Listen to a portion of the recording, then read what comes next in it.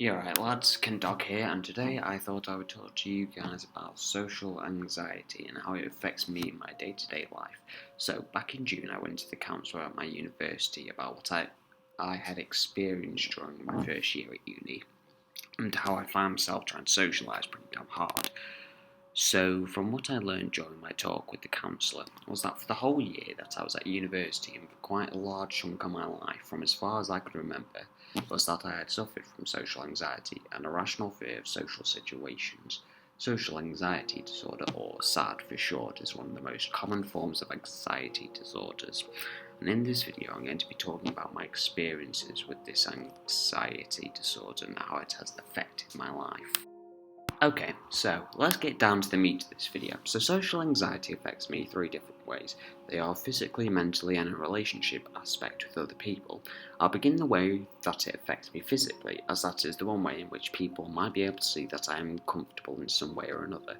And also, if you see these symptoms in other people around you, then you can also identify if someone else is feeling anxious as well.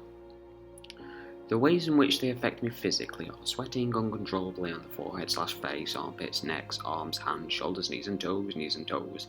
Okay, the shoulders, knees and toes bit wasn't serious, but everything else was. Now, this one's a bit of a circle of anxiety, since when I get nervous, I tend to start to sweat in those previously mentioned places. And then I start to feel even worse due to my anxiety from beforehand, and also the fact that I am now sweating uncontrollably, which is probably quite noticeable, and that makes me feel even worse and even more uncomfortable and anxious, which makes me sweat even more. Out, I managed to become a member of the Flood from that one Doctor Who special and conquer the Earth through my awkwardness. Another physical symptom is just general uncomfortableness and fidgeting, so when I'm talking to someone or vice versa, I will be fidgeting with hands, looking around a lot, tapping my hands on the table or something like that, checking my phone often as if expecting something to happen, making some type of noise when there's an awkward silence, like humming a song or singing lyrics to a song to try and fill in the awkward silence. My body will shake, such as my hands and fingers, my legs and my arms. My voice will slur my words, tremble, stutter, and stop whilst my mind freezes, and I can't think of what to say. There are times where I feel nausea, however, this is a rare problem for me and only happens when there is something leading up to a big event. Finally, one of the worst feelings that I get through anxiety is having heart palpitations, where I can feel my heart beating too quickly for such normal activities such as talking or seeing someone.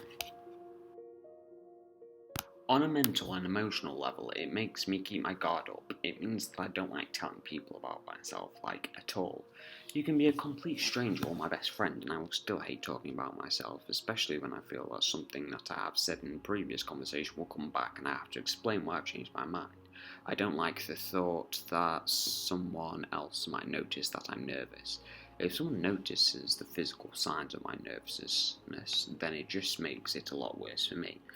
I can't stand any kind of awkward situations. A lot of times, if I think a situation has become awkward, I'll just start blabbering about anything that comes to my mind. The problem with this, though, is I'll keep asking shit like, "You alright, lad?" over and over, just to try and fill the silence. To some people it's funny, but to me it's just so fucking annoying due to the fact that it makes me feel like I can't actually start a conversation. And any conversation I have after that is something that's boring the other person, and then they think I'm boring or they're judging me. I feel that, like, if I ever say something stupid or unfunny, or that I express my opinion on something that I don't know about, then people will think I'm a fucking idiot.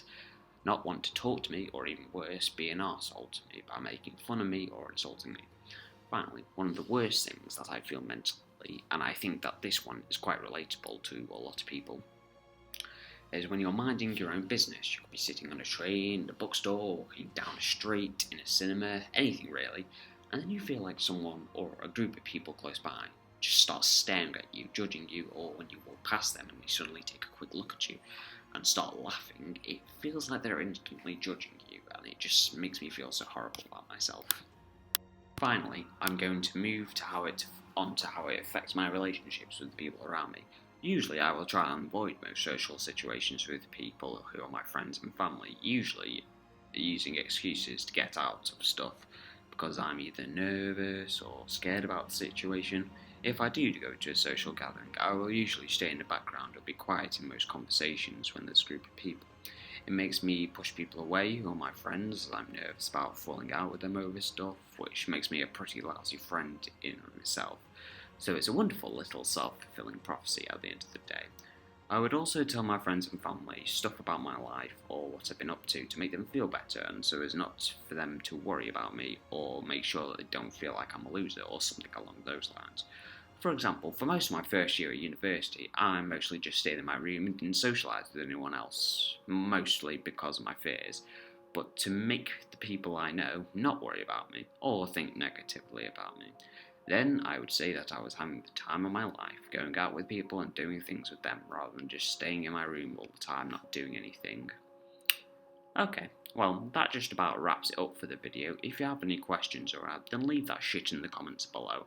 I hope that the video was informative and someone at least can get something out of it, whatever that may be. If you like the video, then leave a cheeky like on the video. If you dislike it, then mention what you don't like in the comments below.